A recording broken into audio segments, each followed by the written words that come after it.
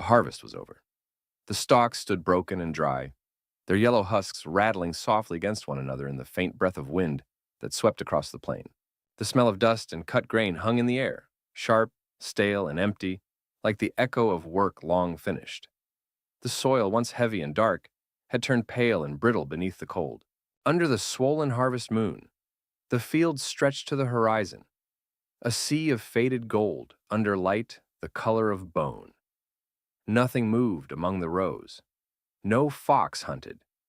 No owl circled. The world seemed paused between seasons, between breath and sleep. At the center of the field stood a scarecrow. Its post leaned slightly, one arm higher than the other. A black coat hung from its frame, torn and stiff with frost. The burlap sack that served as its head had split down one side, the straw within curling outward like thin, brittle hair. Its hat, an old, flattened thing of canvas and dust, sat crooked, frozen in place by dew that had turned to ice. All around, the ground was scored with faint lines from the last plow. No prints marked the dirt, no recent step of man or beast. High above, a crow circled. It turned wide, silent arcs against the pale sky, wings cutting through the moonlight with slow, deliberate rhythm. Its feathers caught faint silver along the edges, its body black as shadow. Once it cawed, a low, rasping sound, and the sound fell flat, swallowed by the still air before it could echo. The bird drifted lower. It passed above the scarecrow once, then again slower, wings folding slightly as it tilted downward. The creature below did not stir, though its loose coat shifted faintly, as if remembering movement. The crow landed on a fence post nearby, claws scraping wood. It watched the field for a long time, head twitching, eyes sharp. Beneath it, the earth gave no sign of life. The wind had gone still again, and the quiet deepened until even the faint rustle of dry husks had ceased. The crow hopped once, then twice, closer. It tilted its head toward the figure in the center, that bent, lifeless shape half lost in moonlight. Something about the silence felt wrong. Not peaceful, not resting, but expectant. The bird spread its wings, beat them twice, and glided forward through the pale air. It circled once more, lower this time, and came to rest upon the scarecrow's outstretched arm. The wood creaked softly beneath its weight. The scarecrow leaned a fraction, and somewhere deep within the field, unseen, the earth made a sound like a breath drawn in. The wind did not return, the fields did not move, but the night began to listen. The crow stayed where it had landed, its talons pressed into the frayed sleeve, the straw beneath faintly shifting with the weight. The fabric gave a dry whisper, a brittle sound that vanished before it reached the edge of the field. The scarecrow leaned a little farther, the wood of its spine groaning softly in the cold. Then, the wind died completely. It was not gradual. It was as if the air had been pulled from the world in a single instant. Every leaf, every stalk, every hanging thread of mist caught motionless mid-breath. The sound of silence was sharp, almost painful. Even the faint hum that always lived at the edge of hearing, the pulse of night insects, the crackle of dry husks, was gone. The crow cocked its head. Its feathers rippled once, then flattened again. It listened. Its black eyes glimmered faintly in the moonlight, small and hard, reflecting nothing but distance. The fields stretched endless around it, frozen in that perfect stillness. Then, something strange. The scarecrow's shadow moved. Not far, not enough to be called a gesture, but enough that the crow noticed. The bird blinked once sharply and lowered its head, watching. The shadow had shifted to the left, though the moon above had not moved at all. For a moment, nothing followed. The air pressed heavy and unmoving. Then the crow gave a low, uncertain caw, softer this time, as if testing whether sound could still exist. The noise felt wrong, heavy in its throat, like a stone dropped into deep water. It fell flat again, disappearing almost instantly. The scarecrow's head tilted, just slightly, the way a hanging coat might shift in a breeze. But there was no breeze. The bird froze. The world around them stayed still. The lines of plowed earth stretched out in perfect order beneath the pale light, every furrow marked by frost. Somewhere far beyond the field, a single tree stood near the edge of the dirt road. Its branches had lost their leaves weeks ago. But now, one of them creaked. Slow and hesitant. as if remembering the sound of movement. Then it stopped. The crow leaned forward. Its feathers brushed against the rough cloth of the Scarecrow's coat. Beneath that cloth, it heard something faint, a sound too soft to name, like grain settling in a bin, like dry soil sifting down into cracks. The noise came again, not from within the Scarecrow, but from beneath it, from the earth. The crow stepped backward, wings half spread. The Scarecrow leaned forward slightly, enough that the wooden pole in its spine gave another low groan. Its empty head turned just enough to cast a new line of shadow across the ice-coated ground. The bird watched it move, watched the shadow stretch toward its own claws. The moon above burned steady, too white, too large, and in that still light, everything looked real, except time. The crow did not move again. The Scarecrow did not breathe, and the field, for miles in every direction, listened with them. The crow tilted its head again. Beneath the frozen stillness, something faint was happening, too soft for a sound, too deep for sight. The ground itself seemed to breathe, not the way earth moves under worms or roots, but slower, as if the field were drawing air through its buried lungs. The crow shifted its claws on the Scarecrow's arm. The straw beneath its feet gave a single dry sigh. Its eyes turned downward, black and sharp, searching for what could not be seen. At first there was nothing, only the endless sea of husks, silvered by the moon. But the silence was changing, not breaking, but reshaping. It thickened, grew heavy with texture, until the air itself seemed filled with quiet movement. The bird's feathers fluffed slightly, as if sensing a storm that never came. Then came the whisper. It was small, no louder than the brush of wind over old grain. It rose from the ground in a soft tremor, passed through the hollow stalks, and vanished before it reached the Scarecrow's shoulder. The sound was everywhere and nowhere, scattered across the field like dust. The crow froze. Its eyes darted left, then right.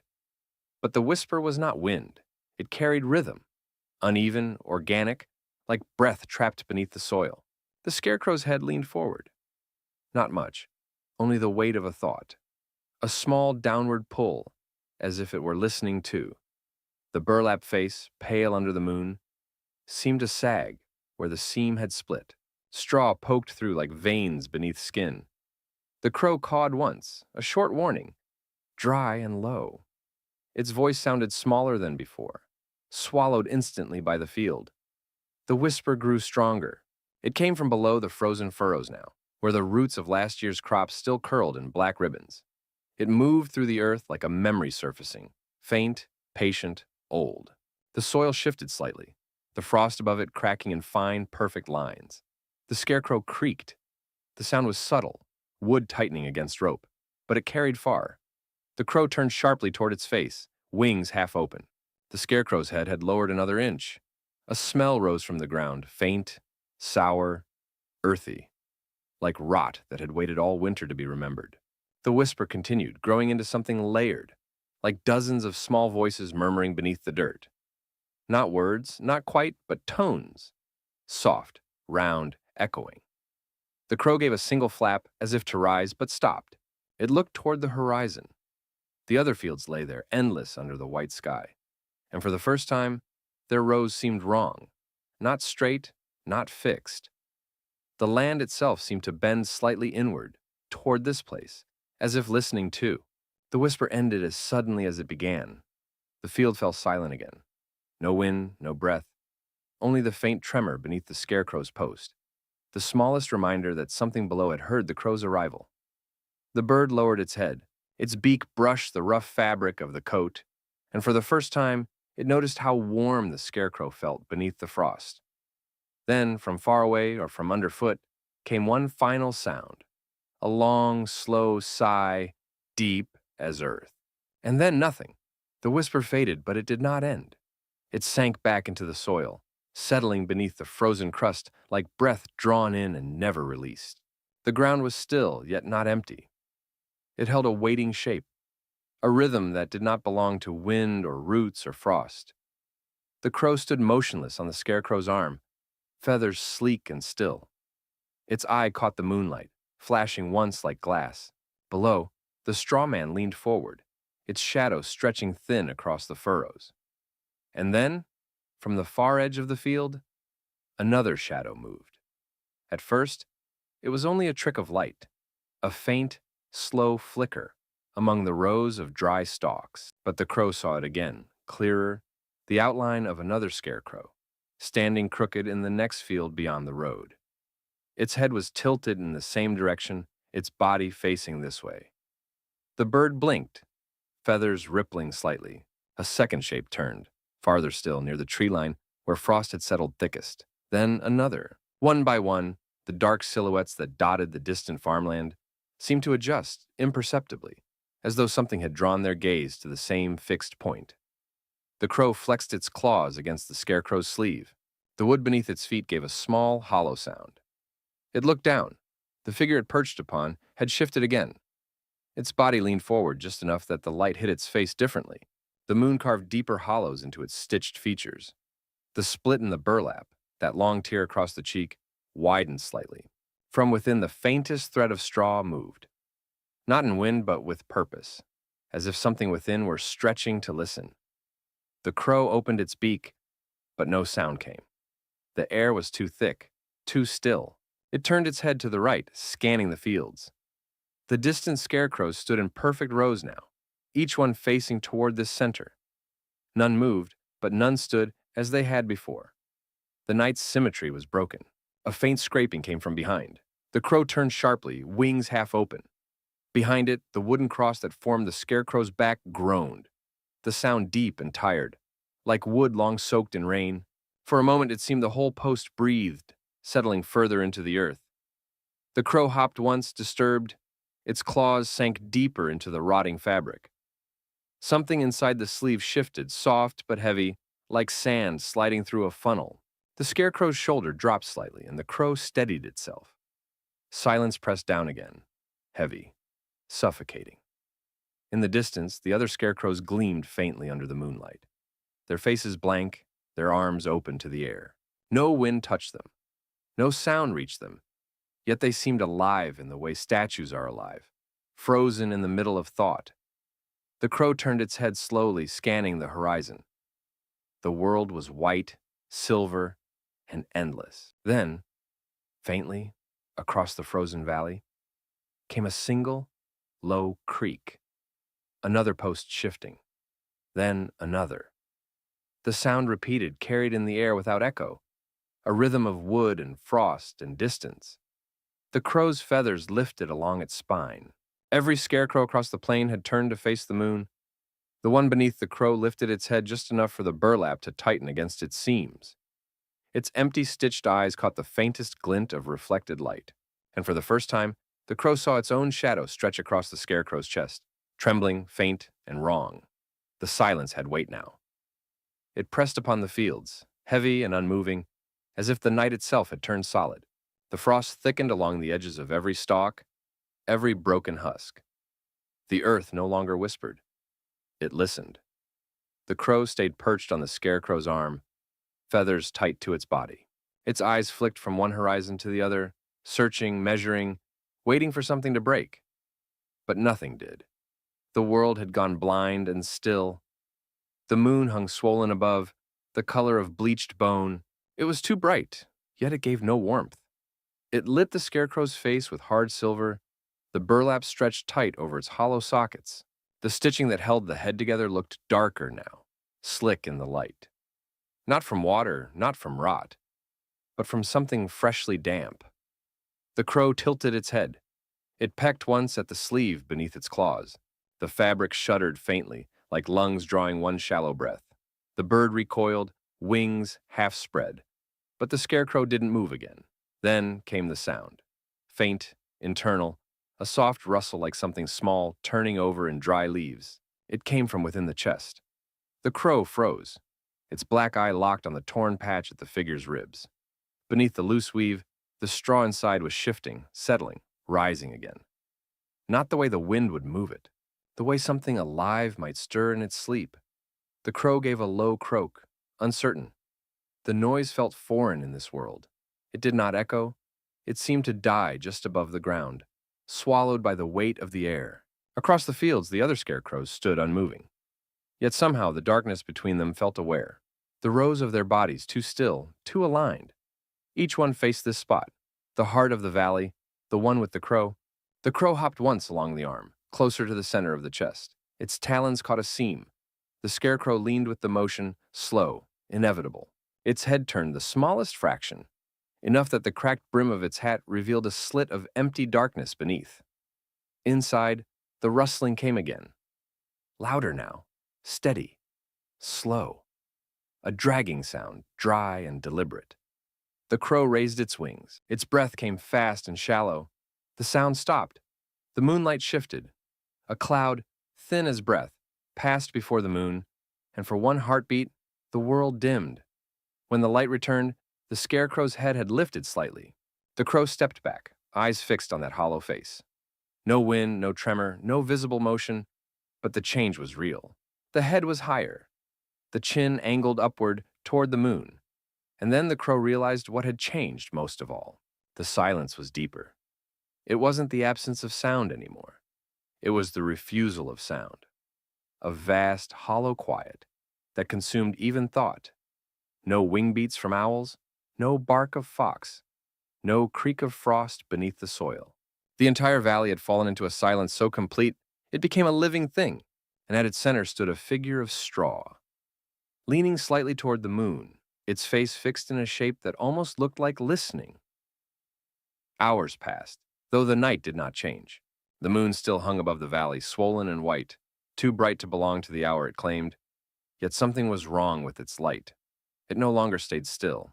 It trembled faintly, pulsing as if with breath, its edge turning, rotating slowly in the frozen sky. The crow had not moved.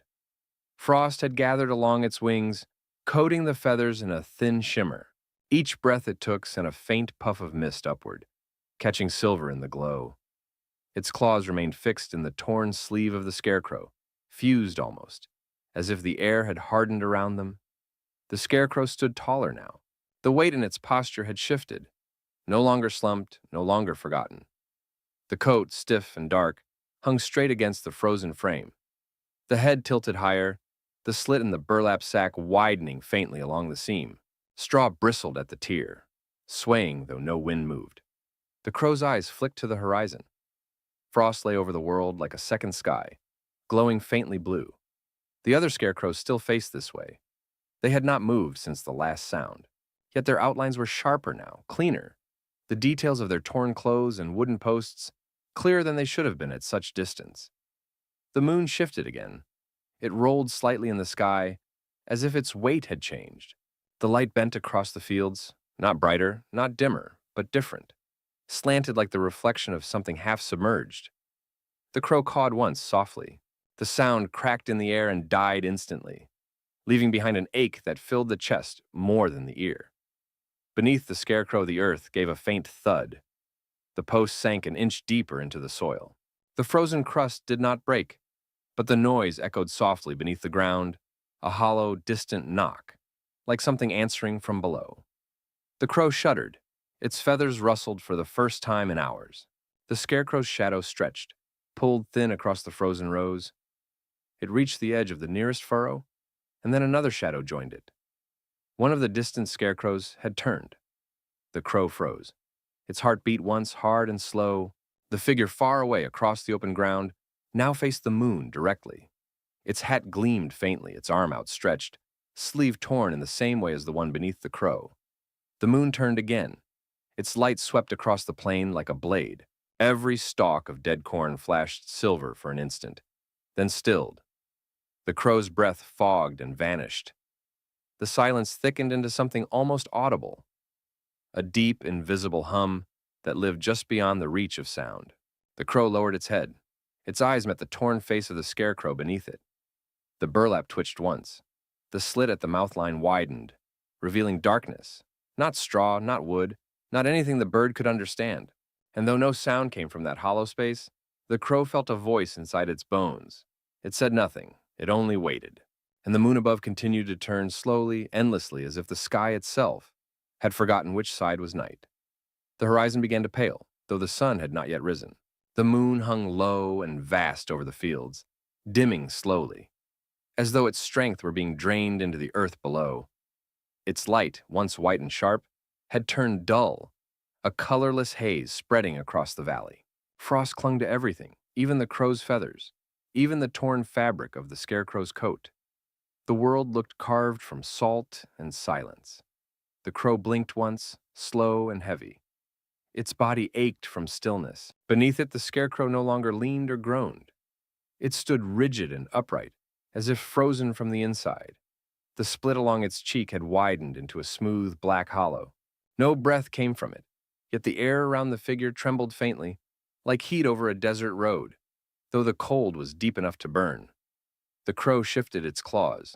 The sound of the movement, the faint scrape of talon against cloth, was the first noise to exist in the world for what felt like forever. It was small, but it broke something. The night seemed to flinch. The air wavered. The crow looked toward the horizon. The fields were endless, a pale ocean of frost, glittering faintly under the dying moon. The other scarecrows still faced this one, 100 dark silhouettes across the land. None moved, none bent. They waited in lines too straight to be natural, stretching from one edge of the world to the other. The crow's chest rose, its beak opened slightly. And then, without thought, it cried. The sound was harsh, a single sharp note that cut through the air like the crack of breaking glass. It echoed once, then again, carrying far over the dead fields, bouncing off frozen wood and earth. Every scarecrow lifted its head. It was not movement in the way of life, more like the twitch of something remembering a body. One after another they straightened, their shapes aligning with the faintest rhythm. The crow's cry rolled over them again, breaking the silence into shards. Then, as quickly as it began, it ended. The echo faded. The frost stilled. The air grew heavy once more. The crow looked down. The scarecrow beneath it had changed. Its head no longer hung open. The split seam had drawn closed, the fabric smooth and still. Its arm, which had been raised slightly, had fallen limp. The light that had once gathered in its hollow chest was gone. The crow tilted its head, eyes black and unreadable. It waited. Nothing answered. Slowly, the first threads of dawn appeared over the horizon, pale, gray, thin. The frost caught the faint warmth and began to soften, melting into small beads that rolled down the stalks and vanished into the dirt. The crow spread its wings. Feathers broke free of ice. It pushed off the scarecrow's arm and rose into the still air, circling once over the field. From above, the land looked perfect, untouched, empty, endless. No marks on the soil, no sign of movement, not even the faintest track where life had stood. The scarecrow remained at the field's center, alone again. The sun's edge appeared dull and red. The light reached the valley slowly, spilling across the rows of dry stalks, touching the wooden post, the tattered coat, the hat frozen with dew. Nothing moved, nothing breathed. Only the faintest rustle came from deep beneath the soil. A whisper, so far below it could have been the echo of a dream. And then, silence once more. The crow vanished into the rising light, and the fields forgot the night that had just passed.